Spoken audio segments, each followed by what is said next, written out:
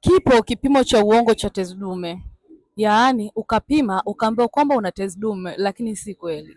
Hii inaitwa PSA blood test. Mara nyingi watu wengi sana wanavyoenda kupima tezi dume, inaweza ukakuta PSA yako iko juu sana na ikakutia hofu kahisi labda una saratani. Mara nyingi PSA inaweza kupanda au kushuka kutegemeana na vitu mbalimbali. Moja, PSA yako inaweza ikawa juu kama ulifanya tendo la ndoa masaa 24 mpaka 48 kabla ya kwenda kupima. Inawezekana ukaambiwa PSA yako imepanda sana, lakini PSA yako inaweza ikawa kubwa kama una changamoto ya UTI au maambukizi kwenye kibofu cha mkojo. Lakini tatu, PSA yako inaweza kuonekana kubwa kama vile umeendesha baskeli, kwenda gym au kufanya kazi zenye kutumia nguvu. Yote haya yanaweza yakakuletea majibu ya uongo. Hivyo basi, unapojihisi kuwa una tezi dume, kipimo cha PSA blood test peke yake hakitoshi. Ni vyema zaidi kufanya na kipimo cha BPH ili kujua ukubwa wa tatizo. Naitwa Madam Lailat, ndio yule nguli na bingwa changamoto zote za mkojo na tezi dume,